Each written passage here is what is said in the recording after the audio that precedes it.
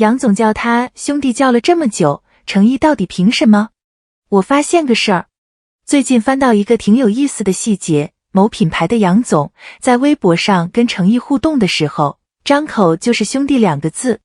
你别看就这2个字，我反正昨天晚上刷到的时候愣了一下。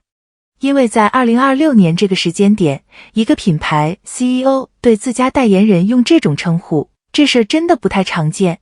更巧的是，差不多同一段时间，程毅自己发了一条商务微博，结果发完之后，大家发现，怎么少了视频？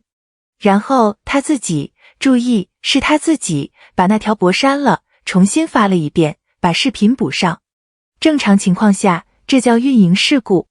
但这次大家的反应特别有意思，不是吐槽，反而很多人笑着说，这下放心了，本人亲发，工作人员都没插手。你看，同一件事，放到别的语境下可能是负面，放到程毅这儿，反而成了最硬的程毅证据。这就有意思了。那么问题来了，为什么这2个人，一个 CEO 一个艺人，都不爱用工具？为什么露个视频反而能变成加分项？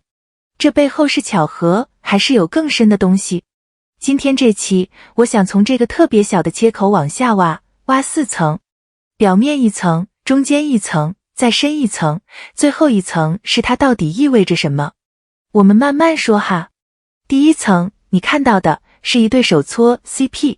先说杨总这边，这位品牌方的老板，我先说清楚啊，具体哪家品牌，什么时候开始的合作，这部分我凭印象说，如果有错评论区指正，但有一点是确定的，他长期亲自运营自己的微博，跟程毅每次互动都不走通稿那一套。你品牌方发个上新，正常流程是什么？市场部写稿，公关部审稿，然后定时发送，再@一下代言人，结束。整个过程艺人本人可能压根没看到，是团队代操作。杨总不是这样，他自己发，自己回，自己@，称呼就是兄弟。再说程毅这边，其实老粉应该记得，他这种亲自的作风不是今天才有的。这些年从琉璃到沉香如屑再到莲花楼，他在宣传期经常自己出来跟粉丝互动，这是老粉都知道的。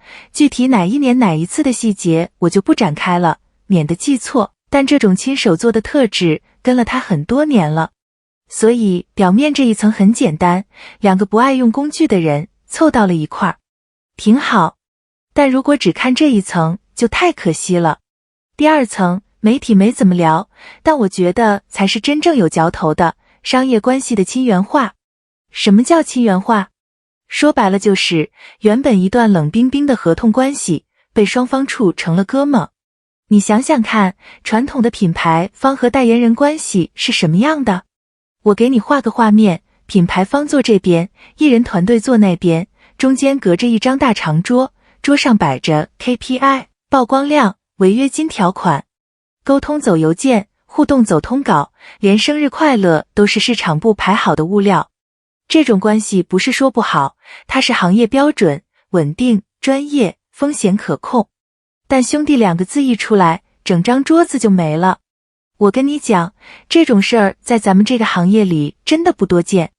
我之前跟做品牌的朋友聊过这类话题，大家的共识是，能让品牌方主动用这种亲近称呼的代言人，业内是少数中的少数。那为什么是程毅？我的判断是这样的，这种关系不是哪一方营销出来的，是长期合作中慢慢长出来的。它需要2个条件，第一，艺人本人在合作里足够省心，足够靠谱，让品牌方愿意把专业距离放下来。第二，品牌方本人也是个性情中人，不端着。2个条件缺一不可。这就是为什么我说，这种兄弟称呼不是随便就能达成的。它是一种长期信任的副产品，你火候到了，自然就有；火候不到，硬叫也别扭。懂行的都知道，能把商务关系处到这一步，这本身就是一种作品。第3层，这一层有点意思了，反自动化营销正在悄悄变成新的壁垒。什么意思？2026年是个什么时间点？AI 写文案，AI 剪视频，AI 排版， AI 定时发送，连评论区的沙发支持都有机器人在抢。整个营销链条从头到尾都可以自动化，而且几乎所有人都在自动化。那在这种环境下，手搓是什么？是反常。我那时候不对，我得先说个背景，不然你听不懂这一层为什么重要。你回想一下，最近1-2年咱们刷微博、刷小红书，是不是越来越能闻出哪条是 AI 写的，哪条是定时发的？那种完美无瑕的话术加整点00发布加配图9宫格对齐，你一眼就知道这不是个活人。人对活人感的渴望是会反弹的。所以你看，程毅那条露视频的微博为什么能成为加分项？因为它不完美。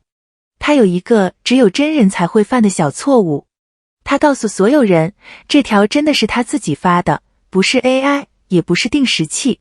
这波操作其实没人设计，但效果真的很 chill， 完全 get 到了观众现在最缺的那个点。行，我扯远了，但其实没扯远。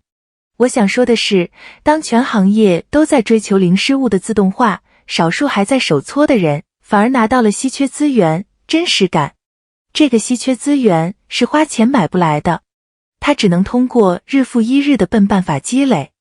我承认这部分有我的个人推测，信源不够硬，但我倾向于这个判断。接下来会有越来越多的品牌发现，花几百万投的精致广告，效果还不如代言人自己一条带点小瑕疵的微博。然后整个行业会慢慢调整，但调整需要时间。在那之前，谁守得住手搓，谁就守得住壁垒。第4层，这一层我想拉回到程毅本人，因为前面3层听起来都挺像行业分析，可能有粉丝会问，那这跟程毅本人有啥关系？这不是任何亲自发博的艺人都成立吗？不一样，我跟你讲，真的不一样。程毅这个人，你把他这些年的路捋一遍就明白了。他不是突然手搓的，他是一直都这样，从早年的配角时期，到琉璃一炮而红，到沉香如屑、莲花楼一步步走稳，他这条路有个特别明显的特征，慢，但是稳。他没走过那种一夜爆红、疯狂接代言、透支口碑的路，他每一步都走得挺老实，选剧本看角色，宣传期亲自出席，跟粉丝互动自己来。这种节奏在饭圈语境里叫长情，在行业语境里叫长期主义，在我看来就是笨办法。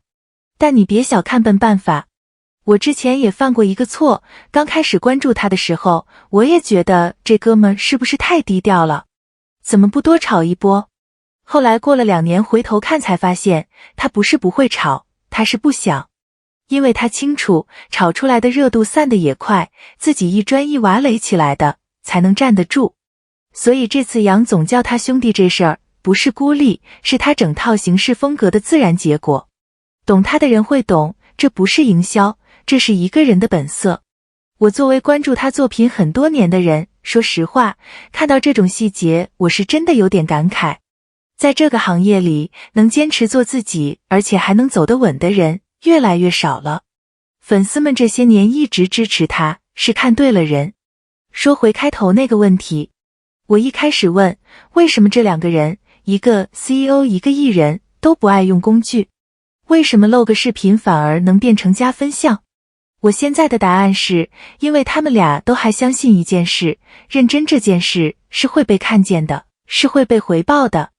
杨总不用工具，是因为他想让对方知道我是我，不是市场部。程毅不用工具，是因为他这些年一直都是这么做事的，亲自、老实、本分。2个相信同一件事的人凑到一块儿，自然就会处成兄弟。